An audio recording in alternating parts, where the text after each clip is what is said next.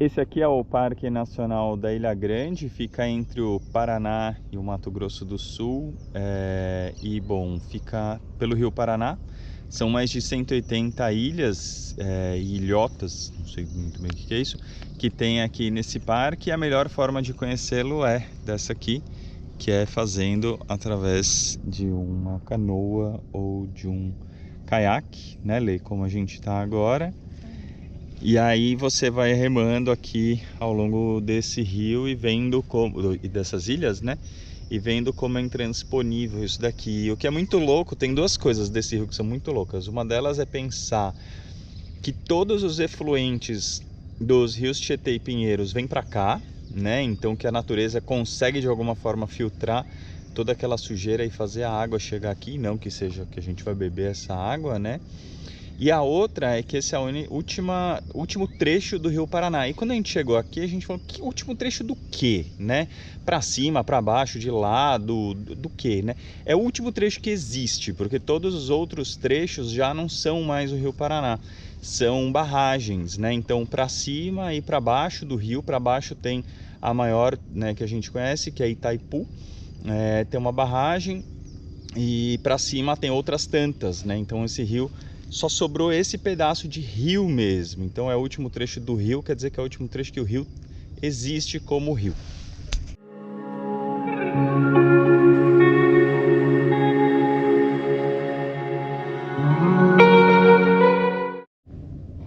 E não só é o último trecho de rio, como é um pedaço muito específico, porque a matéria orgânica, né, que é tão importante para que as plantas e os animais sobrevivam e fiquem ricos desse jeito, fica barrada lá em cima, o que faz com que a água aqui fique absolutamente transparente, o que pode ser muito bom para o turismo, dá uma sensação gostosa, mas na verdade é uma água muito pobre. Então, assim, o último trecho livre do rio é um trecho, apesar de maravilhoso, pobre em termos de matéria orgânica e material suficiente para tudo isso daqui sobreviver. Mas mesmo assim, olha a força que tem a natureza.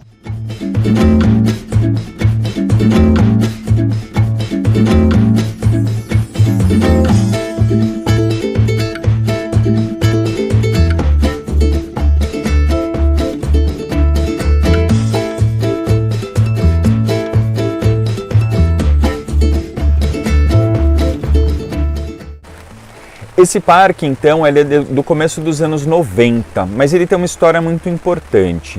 Esse parque ele foi fundado em 1961 como Parque Nacional das Sete Quedas, e esse parque foi destituído entre 81 e 82, quando foi construída a barragem para a usina de Itaipu. Né? Então esse parque tinha ali as Sete Quedas e toda a parte das ilhas, que é o último trecho do Paranazão, que a gente já fala disso, né? Aí então esse parque foi extinto e depois de quase 20 anos ele foi recriado, só que só com as ilhas, né? Porque os saltos não existem mais. E o que é o último trecho do Paranazão? Que a gente ficou pensando, é o último trecho do quê? Né? De cima para baixo, né? O que é? É o último trecho que existe do rio. O resto do Rio Paraná não é mais rio, são represas, são barragens, então ali é o último pedaço do rio que existe.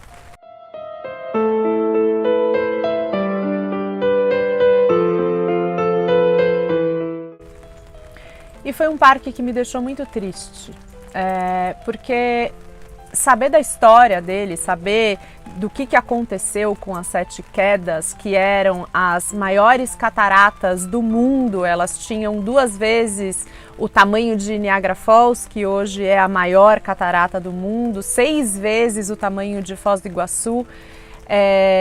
Guaíra já foi a cidade mais visitada do Brasil em termos turísticos.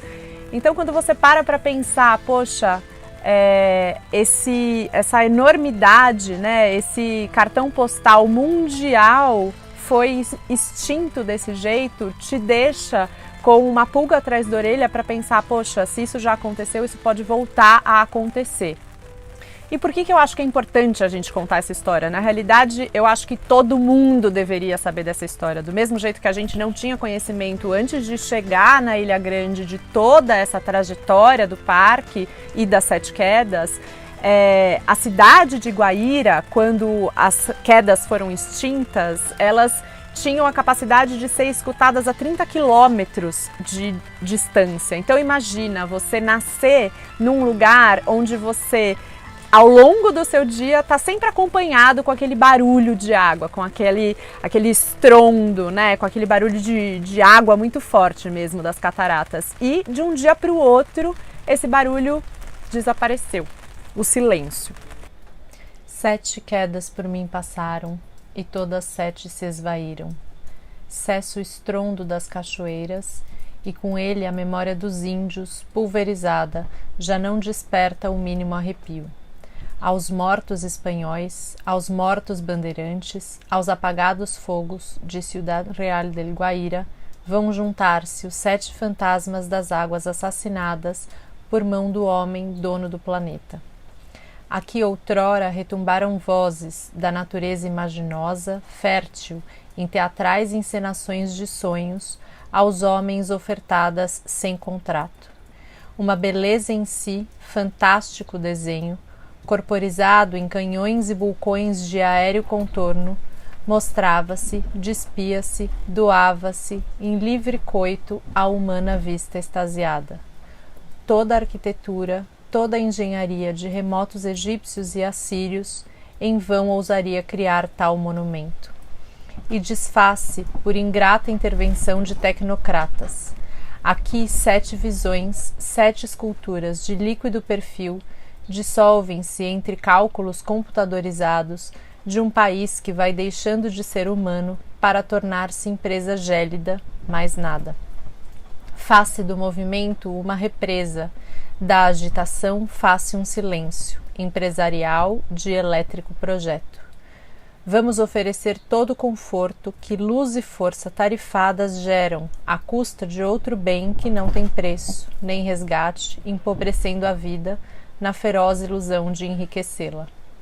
7 boiadas de água, 7 touros brancos, de bilhões de touros brancos integrados, afundam-se em lagoa, e no vazio, que forma alguma ocupará, que resta senão da natureza a dor sem gesto, a calada censura e a maldição que o tempo irá trazendo, vinde povos estranhos, vinde irmãos brasileiros de todos os semblantes, vinde ver e guardar não mais a obra de arte natural, hoje cartão postal a cores, melancólico, mas seu espectro ainda rorejante, de risadas pérolas de espuma e raiva, passando, circunvoando, entre pontes pênseis destruídas e o inútil pranto das coisas, sem acordar nenhum remorso, nenhuma culpa ardente confessada.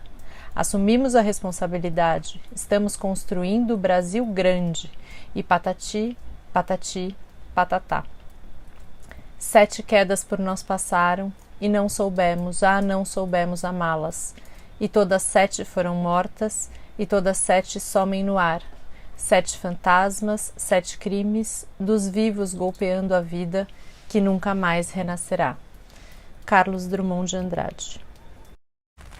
E a gente aprendeu que as casas das pessoas de Guaíra até hoje ficam de costas para o rio, porque elas não conseguem elaborar a perda das quedas, das 7 quedas.